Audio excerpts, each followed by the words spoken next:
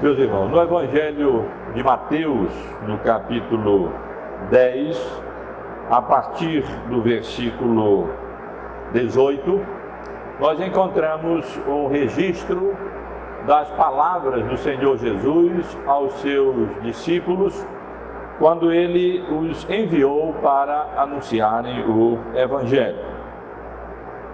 E quando os seus discípulos foram anunciados para proclamar o Evangelho, eles foram pelo Senhor Jesus advertidos de que por causa dele, pelo amor que eles tinham por ele e pela sua palavra, eles seriam levados à presença de governadores e de reis para lhes servir de testemunho a eles e aos gentios. Nessa ocasião, o Senhor Jesus os advertiu também, no versículo 22, que eles seriam odiados de todos por causa do seu nome, mas que aqueles que perseverassem até o fim, esses seriam salvos. Jesus também adverte os seus discípulos, a partir do versículo 24 do capítulo 10 de Mateus, dizendo que o discípulo não está acima do seu mestre, nem o servo acima do seu senhor. Basta ao discípulo ser como o seu mestre e ao servo como o seu senhor. E que se chamaram a Beelzebu, ao dono da casa, quanto mais aos seus domésticos. E no versículo 28, o Senhor Jesus encoraja os seus discípulos, dizendo: não temais os que matam o corpo e não podem matar a alma. Temei antes aquele que pode fazer perecer no inferno tanto a alma como o corpo.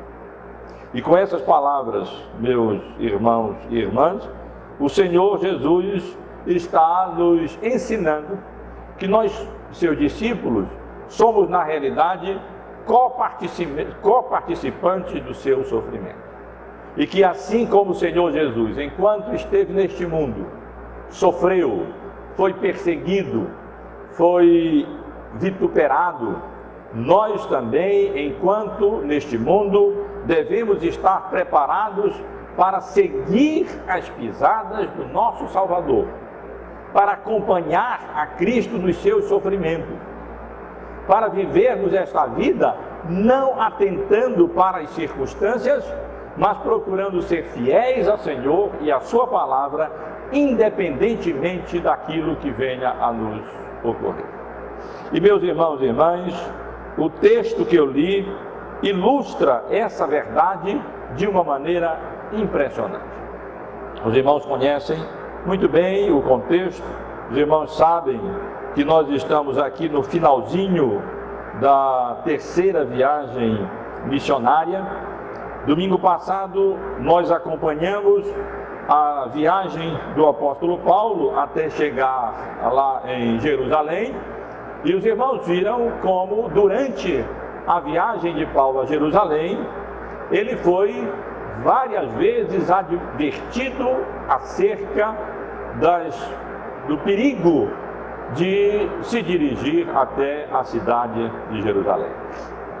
O próprio Espírito Santo de Deus ia alertando e advertindo Paulo diretamente, depois através da igreja, tanto quando ele se encontrava lá em Tiro, como depois quando se encontrava em Cesareia, através daquela profecia simbólica de Ágabo, de que se ele continuasse no seu propósito de ir a Jerusalém, em ali chegar, ele certamente seria perseguido e ele experimentaria provações, privações, sofrimentos, prisões.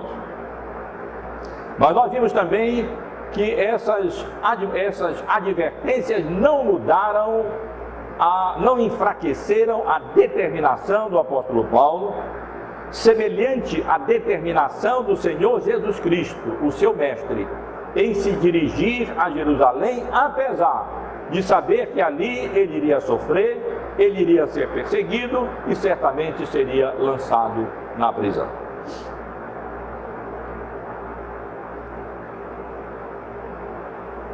E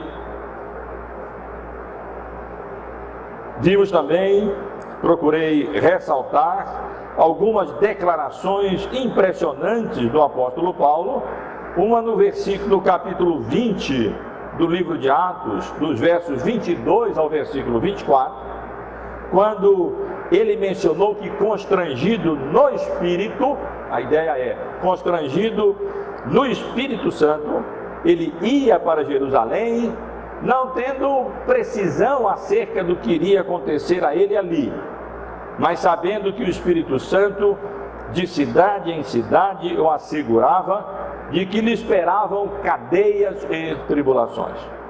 E no verso 24, lemos a impressionante declaração do apóstolo Paulo, que em nada ele considerava a vida preciosa para si mesmo, desde que completasse a sua carreira e o ministério que recebeu do Senhor Jesus para testemunhar o Evangelho da graça de Deus.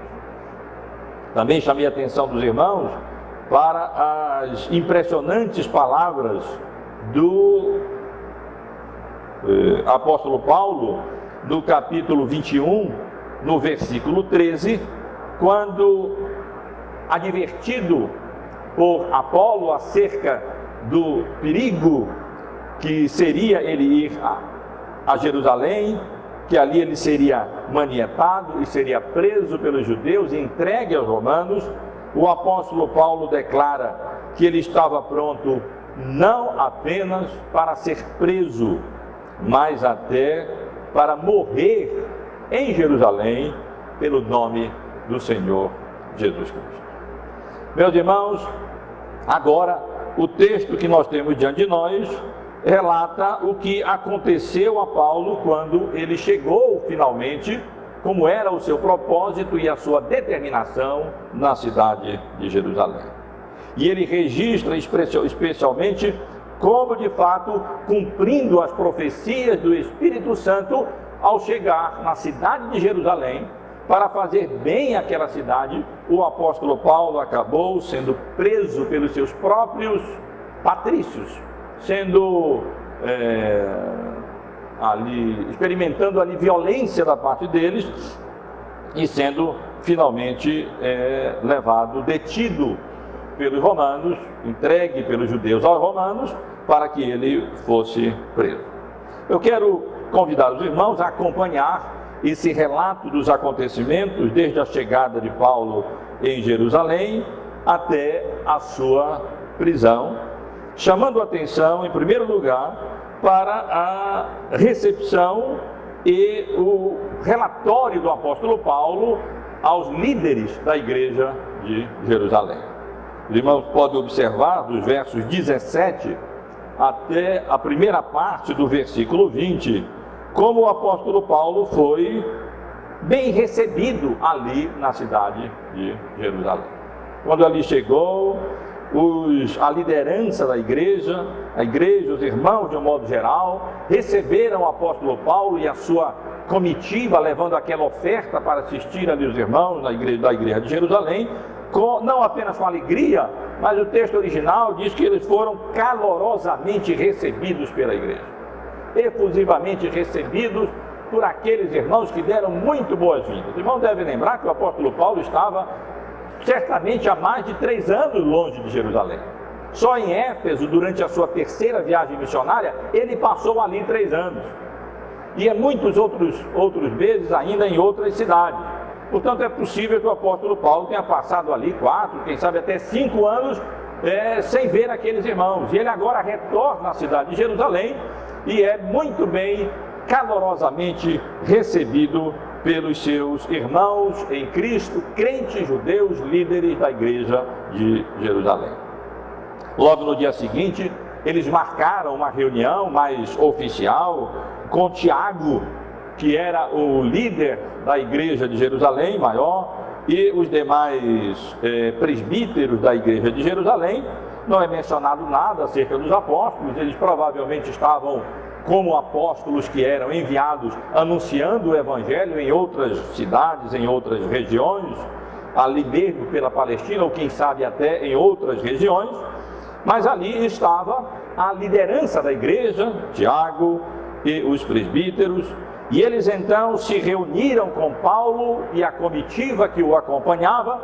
De um lado, Timóteo, Tiago e os presbíteros da igreja judaica em Jerusalém.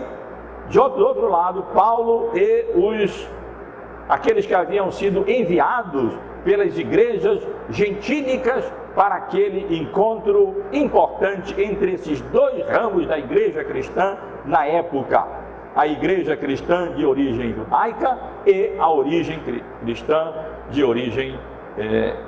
cristã de origem gentílica. E ali reunidos, meus irmãos, o apóstolo Paulo, como era o seu costume, apresenta o relatório das suas atividades durante a sua viagem missionária. Nós já vimos que o apóstolo Paulo fez exatamente a mesma coisa do capítulo 14, no versículo 26, no final da sua segunda viagem missionária, quando ele, retornando até a igreja, a cidade de Antioquia da Síria, que o havia enviado, ele então presta um relatório da obra que Deus havia realizado através dele ali nas igrejas gentílicas. E aqui, novamente, concluída a sua terceira grande viagem missionária, reunidos ali com a liderança da igreja de Jerusalém, o apóstolo Paulo relata minuciosamente, diz o texto, o que Deus fizera entre os gentios através do seu ministério. Podemos ali imaginar o apóstolo Paulo indo até Éfeso e então relatando como ele realizou o seu ministério ali, como as pessoas que estavam envolvidas com a magia, com a feitiçaria, trouxeram seus livros para serem queimados em praça pública, narrando acerca das perseguições que ele sofreu ali em Éfeso, o tumulto dos adoradores de Diana, depois a sua visita para a despedida das igrejas da Macedônia, da igreja de Corinto, na Caia, depois da sua viagem, e como o evangelho, no final das contas, ia sendo recebido, a palavra de Deus ia avançando, o reino de Deus ia sendo promovido, e pela misericórdia e pela graça de Deus, Deus mesmo ia convertendo o coração daqueles que iam sendo expostos ao anúncio e à pregação da palavra do Senhor. O início do versículo 20 menciona como os irmãos receberam bem aquele relato do apóstolo Paulo, porque eles, ouvindo aquele relatório, como Deus havia de fato operado e agido através do ministério do apóstolo Paulo entre os gentios, eles então fizeram aquilo que nos cabe realmente fazer quando temos notícias boas, alvissareiras, acerca da promoção do reino de Deus neste mundo. Eles glorificaram a Deus, eles louvaram a Deus, reconhecendo que era Deus quem estava fazendo isso através do ministério daquele que havia sido comissionado pelo próprio Deus para ser o apóstolo dos gentios. Mas se nesses primeiros versos, 17 até o início do versículo 20, nós temos um relato sucinto da fervorosa receptividade de Paulo pela liderança de Jerusalém e do seu relatório ali e da reação daqueles irmãos, a partir da segunda parte do versículo 20 até o verso 22, os irmãos podem acompanhar, nós temos um registro de um problema sério que os líderes da igreja de Jerusalém previram que o apóstolo Paulo iria enfrentar e que a igreja iria enfrentar ali com a presença de Paulo, com os seus companheiros ali na cidade de Jerusalém. O problema que Tiago e a liderança da igreja mencionam é que a igreja, o evangelho estava avançando, e o reino de Deus estava sendo promovido, não apenas entre os gentios através do ministério do apóstolo Paulo, ali nas regiões onde ele estava passando e anunciando o evangelho durante a sua terceira viagem missionária, Mas o Evangelho e o Reino de Deus também estavam sendo promovidos em Jerusalém, entre os gentios, porque milhares, até dezenas de milhares de judeus, entre judeus, porque dezenas de milhares de judeus estavam sendo convertidos a Cristo, reconhecendo que de fato Jesus era o Messias que vinha sendo anunciado por tantos séculos ao povo de Israel para ser o Salvador daquele povo. Até aí não tem um problema, até aqui nós temos uma boa notícia. E certamente o apóstolo Paulo também louvava e adorava a Deus e glorificava a Deus pela conversão dos judeus ali na cidade de Jerusalém. O problema, meus irmãos e irmãs, é que aqueles judeus, embora convertidos a Cristo, eles eram profundamente apegados e zelosos da lei de Moisés. Apesar de terem reconhecido que o Senhor Jesus era o Messias promovido e crido, eles eram, conforme a descrição de Lucas, zelosos da lei. Eles guardavam aquelas tradições judaicas ainda.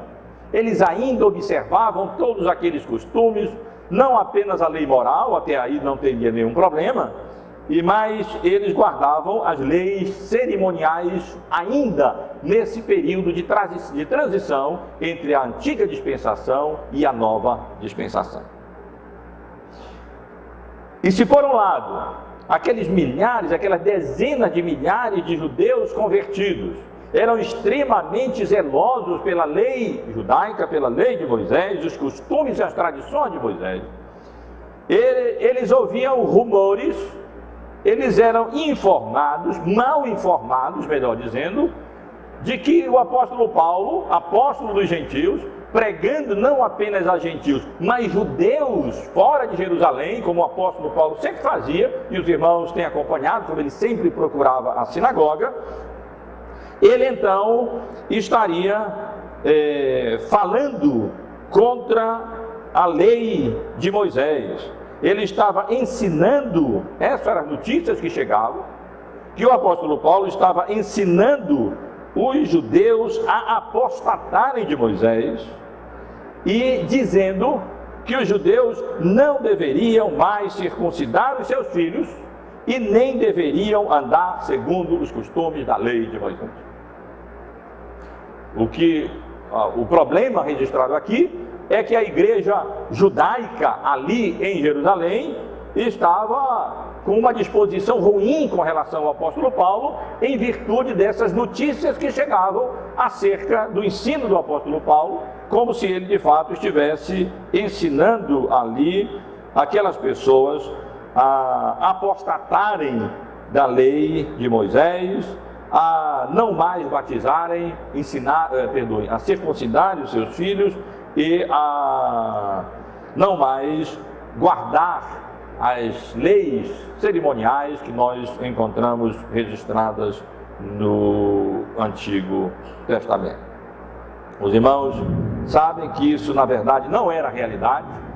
O apóstolo Paulo, ele não admitia que os gentios tivessem que se tornar judeus para então serem aceitos como membros da Igreja de Cristo. Mas ele não impedia que os judeus permanecessem com seus costumes e as suas tradições humanas. O próprio apóstolo Paulo estava disposto, de acordo com a necessidade e a conveniência, mesmo tendo consciência de que a lei de Moisés já de fato havia sido passada, não se tornar na realidade obsoleta nas suas leis cerimoniais, não porque fosse anulada ou destruída, mas porque ela havia sido cumprida na realidade em Cristo Jesus. E meus irmãos e irmãs, o apóstolo Paulo, portanto, estava livre, tendo consciência dessas coisas, para, de acordo com a necessidade, se fazer gentil para com os gentios e judeu para com os judeus.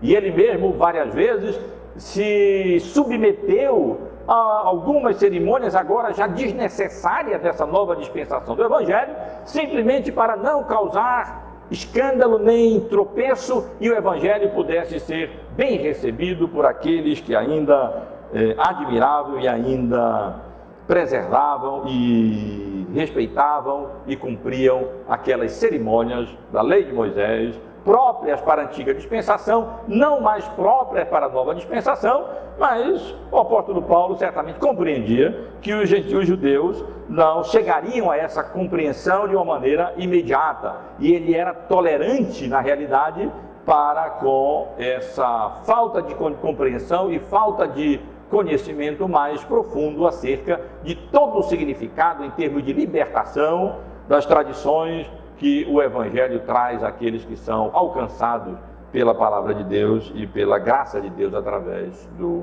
Evangelho.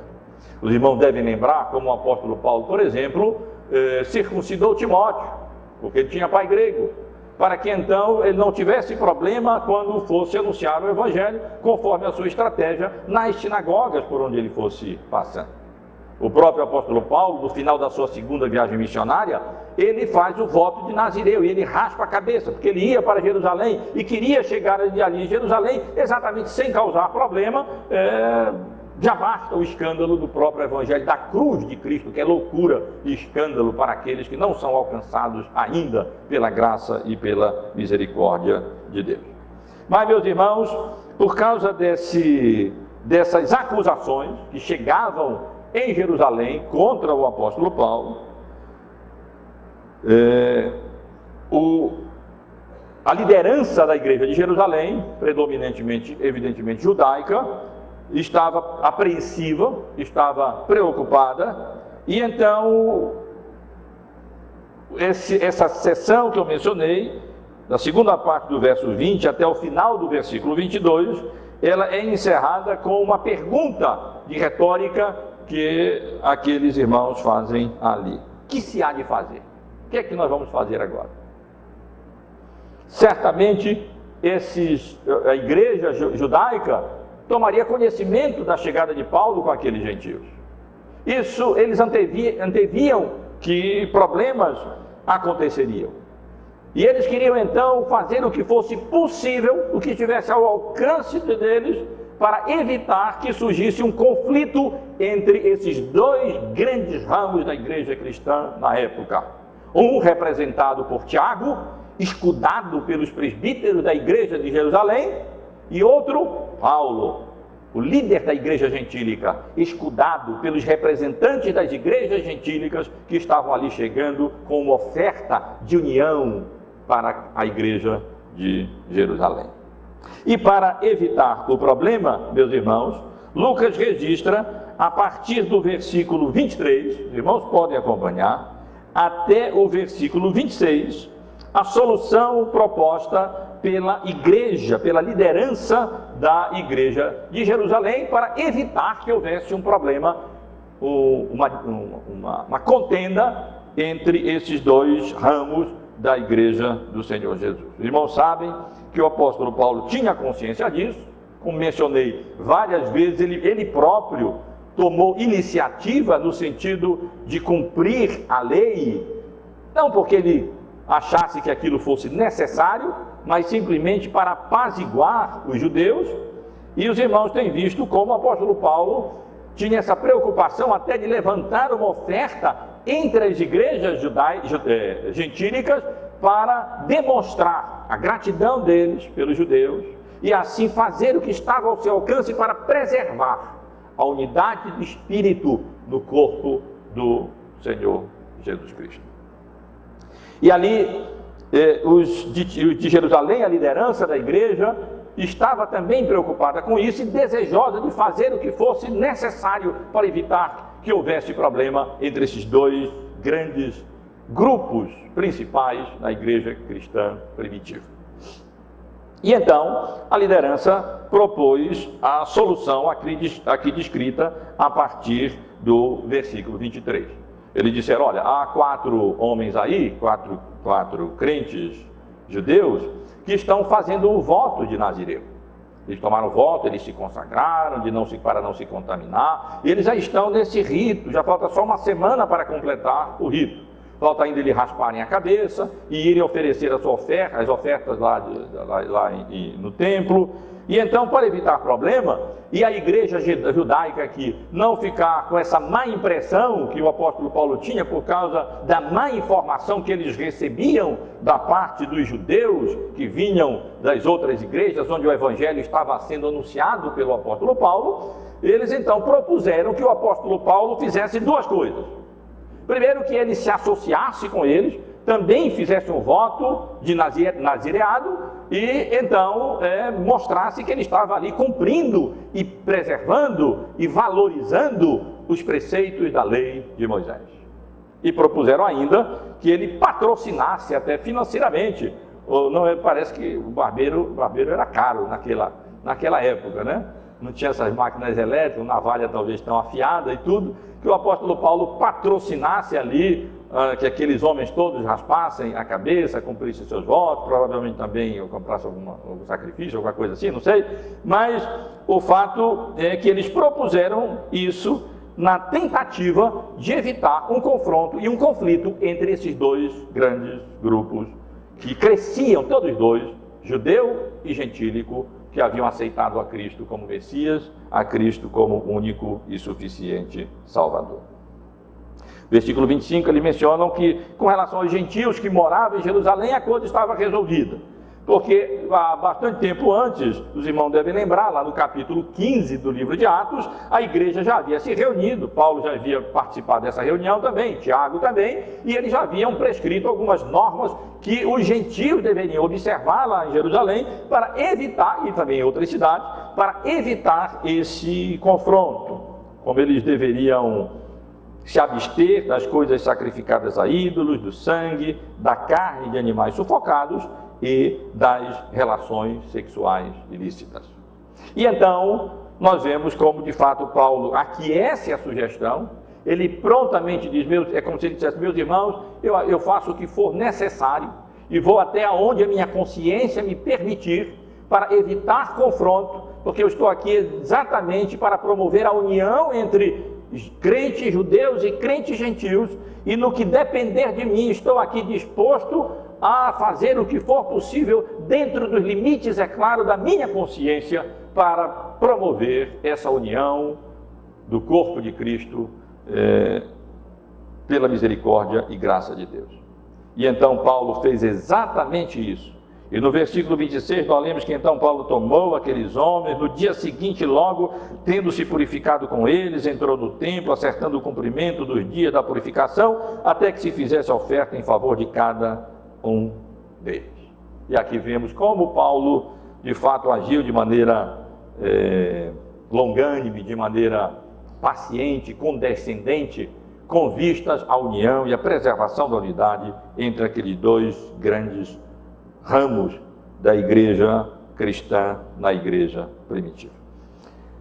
A fase final, a seção final dessa porção, que vai do verso 27 até o versículo 33, nós encontramos o registro que Lucas nos dá do resultado de tudo o que aconteceu e como isso tudo culminou na prisão do apóstolo Paulo, como de fato Ágabo havia predito pelo Espírito Santo de Deus.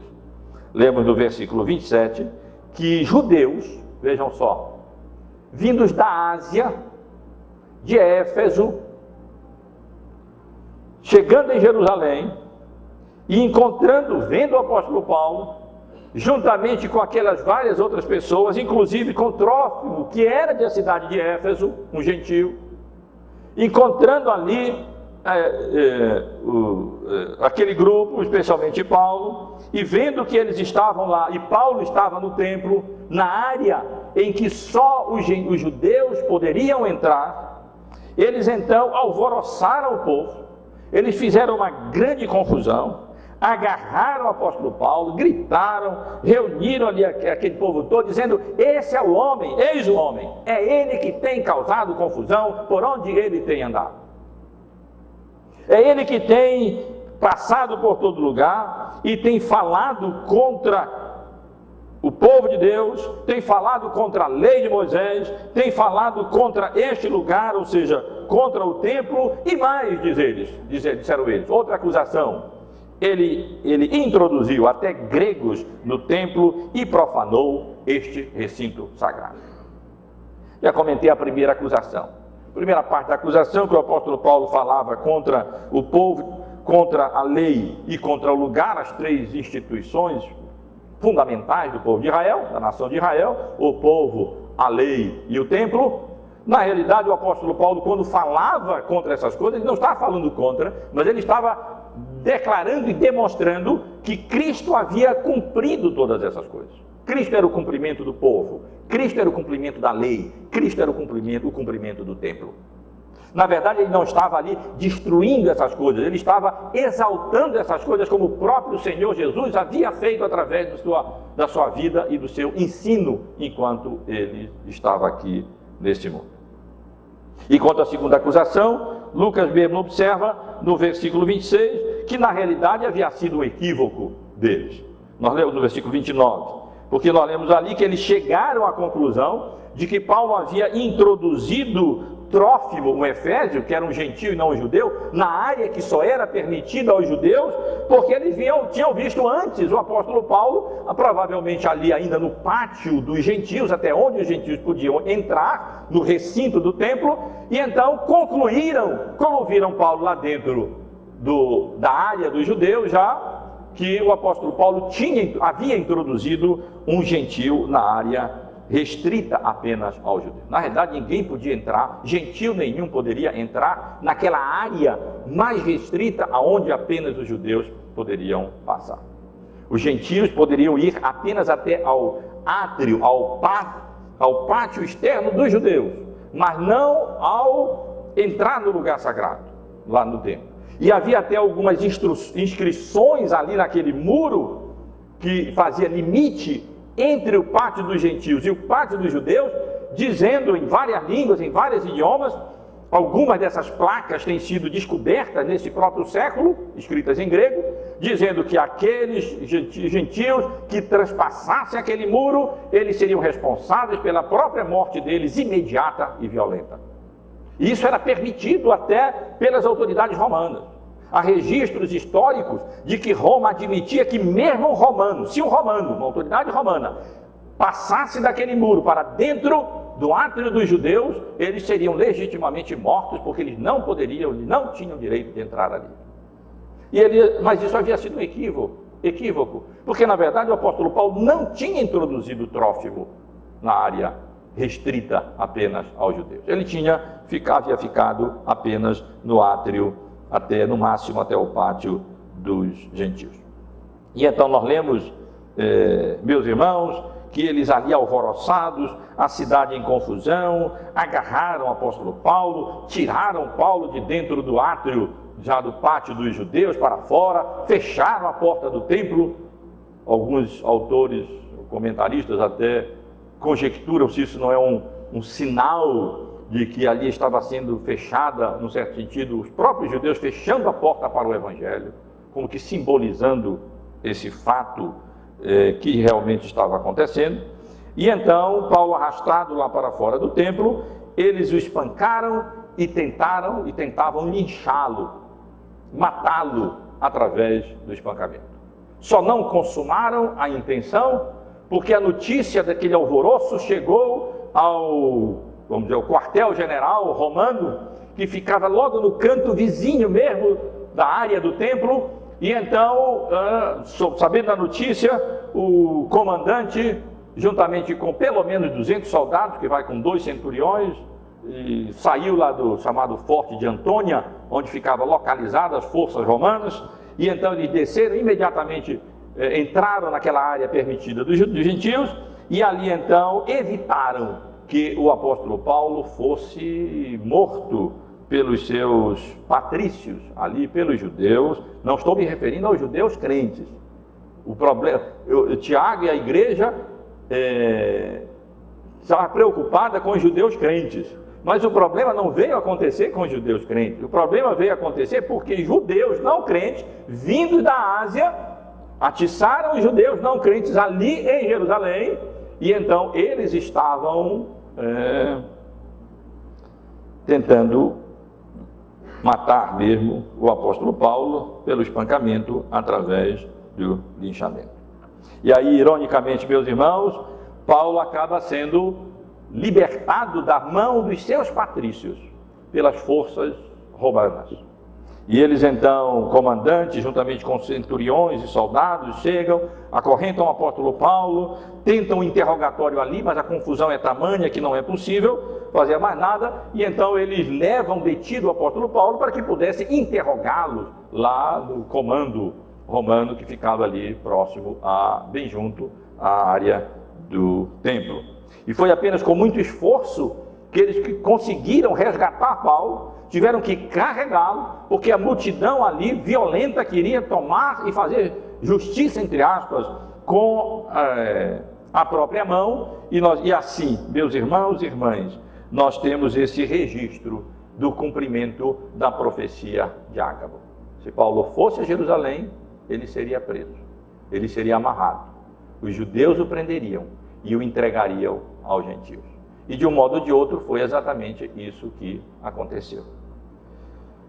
Meus irmãos e irmãs, apenas para concluir e depois extrair algumas lições, eu quero ressaltar que há muita semelhança entre o que aconteceu com o apóstolo Paulo e entre o que aconteceu com o Senhor Jesus. Os irmãos podem observar que ambos determinaram ir para Jerusalém, apesar das advertências que eles tiveram.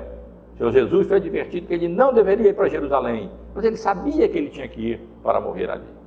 Assim também o apóstolo Paulo foi advertido várias vezes do que aconteceria se de fato ele continuasse no seu propósito de ir à cidade de Jerusalém, mas o apóstolo Paulo também continuou firme no seu propósito de ir até a cidade. Ambos também tiveram, nós podemos dizer assim, a sua entrada triunfal na cidade de Jerusalém. Jesus ali chegou, os irmãos lembram, apesar das advertências, e foi ovacionado quando chegou, quando as pessoas gritavam: Hosana, Hosana, bendito seja o filho de Davi.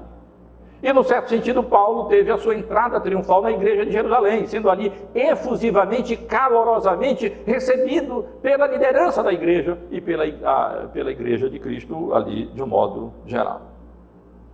Também, meus irmãos, ambos foram falsamente acusados, ambos foram maltratados pelos seus próprios patrícios, Jesus e Paulo. Ambos foram entregues aos gentios para serem julgados. E se os irmãos forem comparar, Jesus passou por 5 julgamentos, Paulo passa por 5 julgamentos, como nós vamos estudar em domingos posteriores, se Deus permitir.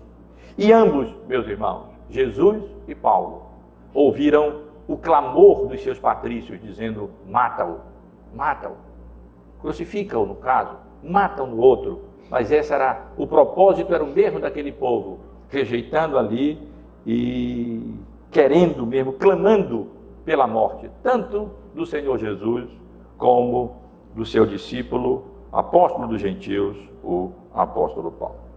Meus irmãos, eu quero daqui extrair algumas lições para a nossa instrução e encorajamento na vida cristã. A primeira delas é que nessa passagem, mais uma vez, nós somos lembrados que a promoção do reino de Deus não é obra humana.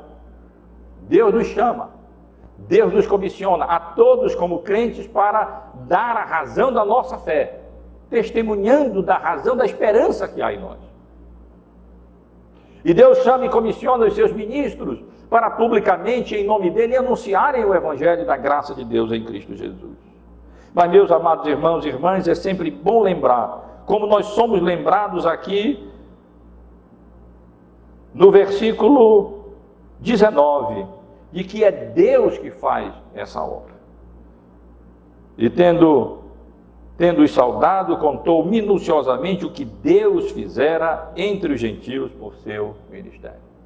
E se os irmãos forem ler também o relato que eu mencionei há pouco, no capítulo 14, no versículo 17, por ocasião, 27, por ocasião da conclusão da segunda viagem missionária de Paulo, no seu relatório lá na cidade de Antioquia, ele diz a mesma coisa. Ali chegados, reunida a igreja, relataram quantas coisas fizera Deus com eles e como abrira aos judeus a porta da fé. Também por ocasião, quando o evangelho é anunciado em Cesareia, na casa de Cornélio, e depois então aquelas pessoas se convertem, o Espírito Santo de Deus desce sobre eles, e Pedro vai e dá o relato do acontecimento lá na igreja de Jerusalém, eles glorificam a Deus, dizendo também, reconhecemos que por Deus tem sido dado arrependimento aos gentios. E daí, meus irmãos, nós aprendemos essa importantíssima lição: é Deus quem promove o reino de Deus. A nós compete dar o testemunho da nossa fé, a nós compete anunciar a palavra de Deus, aos seus ministros compete pregar o evangelho como embaixadores de Deus, como arautos dessas boas novas, mas o reino de Deus não é promovido por nós. Nós não temos poder nenhum para realizar essa obra que só o Espírito Santo de Deus pode fazer, como ele fez, por exemplo, com Lídia, quando abriu o coração de Lídia para que ela pudesse atentar, perceber e entender aquilo que lhe estava sendo anunciado. Vamos, portanto, meus irmãos e irmãs, sempre lembrar que a promoção do reino de Deus é obra de Deus e não nossa. É Ele quem age, é o Espírito Santo dele apenas quem pode convencer um coração iníquo e incrédulo da pecaminosidade e da graça salvadora que há para todos quantos crerem na eficácia e na suficiência da obra redentora de Cristo na cruz do Calvário. Mas, meus irmãos, essa passagem também tem outras lições. E uma delas é que diz respeito à enorme força das tradições humanas. As tradições humanas são muito fortes. É verdade que aqui nós temos tradições divinas, mas que, tendo se tornado obsoleto o Antigo Testamento, a antiga dispensação, já agora na nova dispensação, a insistência da preservação daquelas leis cerimoniais próprias para o Antigo Testamento, mas agora cumpridas em Cristo e não mais necessárias, embora pudessem ser toleradas por condescendência nessa nova dispensação, num certo sentido elas se tornam como que tradições humanas. E aqui nós vemos esse apego e essa força tremenda das tradições humanas. Muitos judeus ali estavam reconhecendo em Jesus o Messias prometido, o Salvador de Israel, mas eles não abriam mão das suas tradições. E o grande perigo das tradições humanas é que elas podem nos impedir de alcançar uma compreensão mais profunda da natureza da libertação que nós temos através do Evangelho. Assim aconteceu com aquele povo.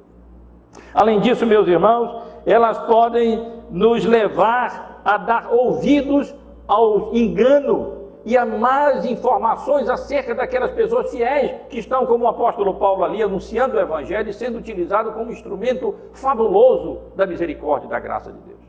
Enquanto a liderança, com essa compreensão mais profunda, louvava a Deus e adorava a Deus, reconhecendo a obra da graça dele através de Paulo entre os gentios, a grande massa ali dos judeus convertidos estava olhando de banda para o apóstolo Paulo. E quando nós lemos esse registro de Paulo chegando ali, se reunindo com a igreja, e ele foi com o propósito de entregar a oferta que ele vinha sendo levantado. Aí vinham membros representantes de várias igrejas gentílicas, com aquela oferta de gratidão e de união. Lucas não registra nada. Por que será? Da entrega. Provavelmente pela suspeição que havia, aquilo não alcançou o propósito que o apóstolo Paulo tensionou em reunir aquelas ofertas, levar aqueles comissionários para então tentar promover essa união com a igreja. Parece que a suspeição que eles tinham contra Paulo, por causa das tradições, do apego ferrenho deles às tradições de Moisés, eles parecem que não receberam, pelo menos Lucas não registra nada aqui, e nos talvez autorize a imaginar que eles não receberam bem.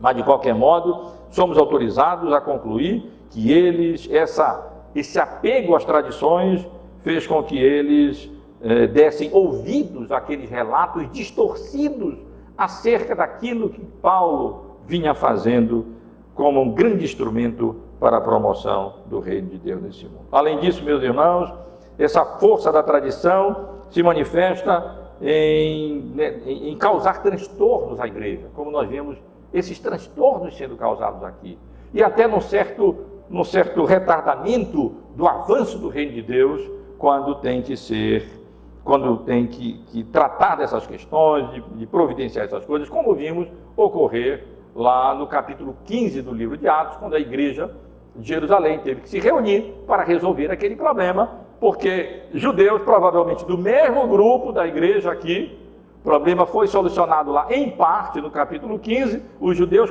crentes continuaram com seu apego à lei de Moisés, e o conflito em potencial permanecia entre esses dois ramos da igreja, judaico e gentílico.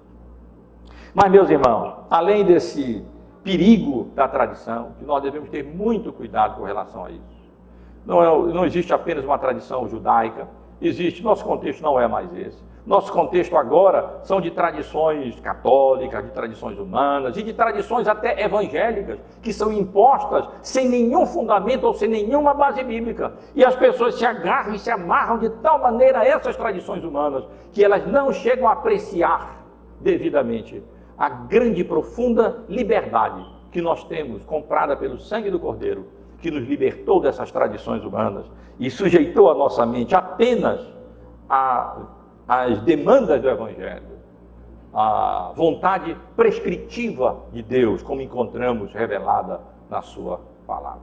Nós somos livres. O Evangelho nos libertou de todas essas regulamentações religiosas humanas, essas cerimônias humanas que não fazem mais sentido nessa nova dispensação do Evangelho, nem para serem preservadas, porque eram legítimas na antiga, e muito menos ainda as novas invenções humanas que se estabelecem na igreja pela tradição através dos tempos, e que nós não precisamos nos dominar por elas, e não precisamos valorizá-las e nos sujeitarmos a elas. Mas, meus irmãos, esse texto também nos ensina acerca da boa vontade do apóstolo Paulo em condescender até o limite da sua consciência por causa da unidade da igreja. Como ele aqui está disposto a fazer o que fosse possível. Já procurei ressaltar. Quando tomou Timóteo como seu companheiro, prevendo que pelo fato dele ter pai grego e não ter sido circuncidado, então isso poderia causar problema na sua atividade missionária entre os judeus. Então ele condescendeu e circuncidou Timóteo. Falou tanto contra a circuncisão, no sentido de que os gentios não deveriam se deixar circuncidar. Mas ele era judeu também, então não teria nenhum problema, embora tendo consciência da liberdade, nem precisaria fazer isso. A nossa circuncisão agora é o batismo, mas ainda assim, naquela fase de transição, como condescendência para evitar problemas, ele circuncidou Timóteo.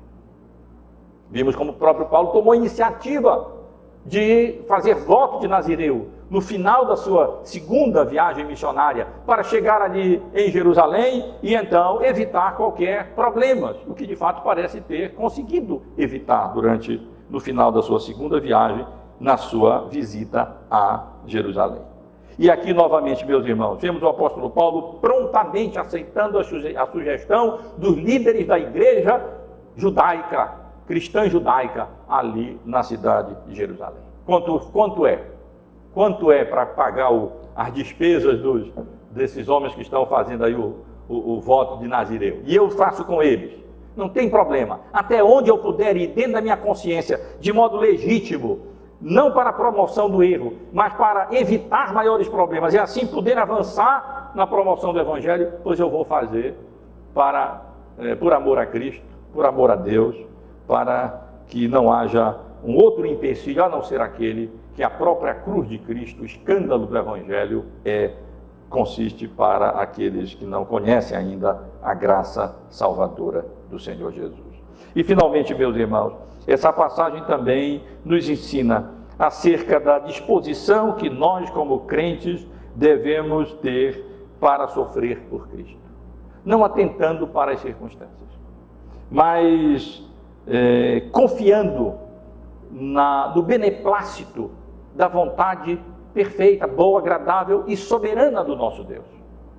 Eu fico pensando, já que estamos estudando sobre decisões humanas e a vontade de Deus, nos domingos pela manhã, como o apóstolo Paulo poderia ter se sentido aqui, e como nós poderíamos nos sentir diante de uma situação como essa.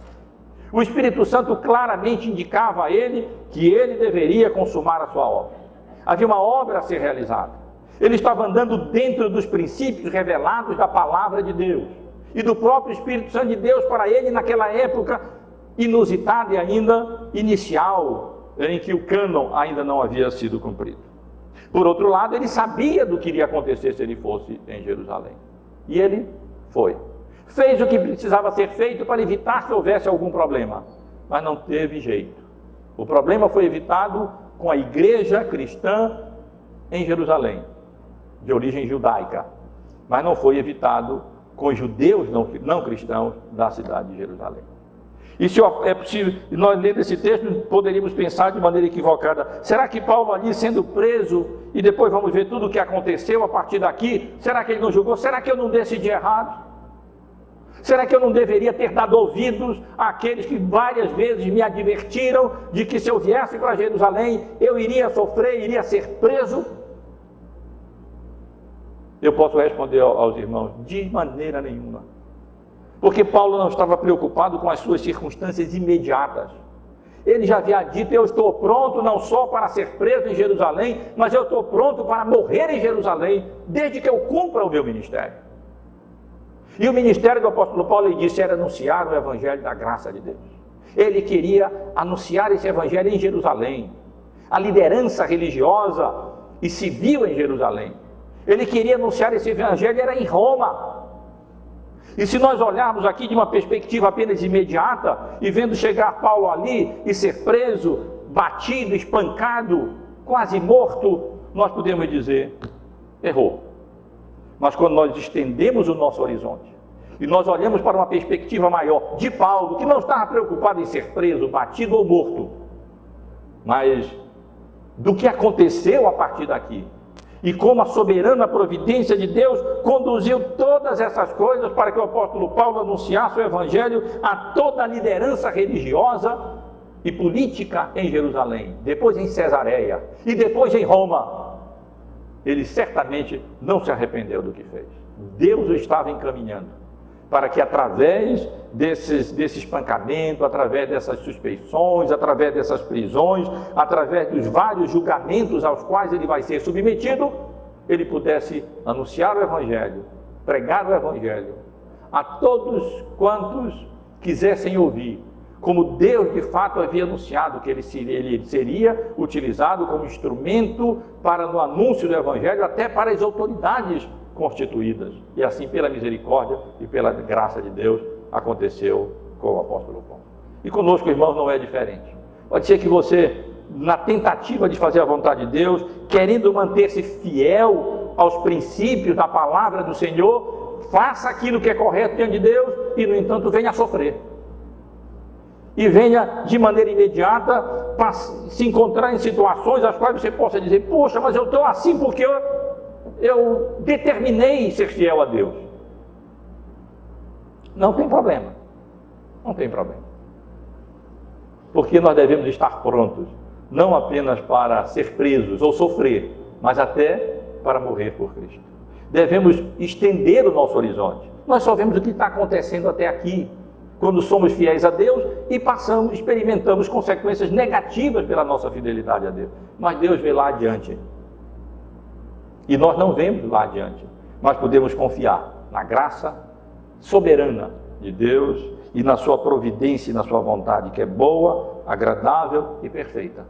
e conduz as nossas vidas, ainda que se implique em sofrimentos, como estivemos estudando no domingo passado na escola dominical. Entre a vontade prescritiva de Deus, explicitamente revelada no Novo Testamento, está o sofrer por Cristo. E de fato, nós devemos andar como o apóstolo Paulo, nas pisadas do Senhor Jesus. A semelhança entre o que aconteceu com Jesus e o que aconteceu com Paulo, como eu chamei a atenção, é muito grande. Simplesmente porque nós, como discípulos de Cristo, somos chamados para andar nas pisadas do Senhor Jesus. E nos importa ser coparticipantes dos sofrimentos de Cristo, para sermos também coparticipantes da sua glória, quando Ele retornar, não mais em estado de humilhação como Ele esteve conosco, mas no estado de glória com a qual Ele retornará. Que o Senhor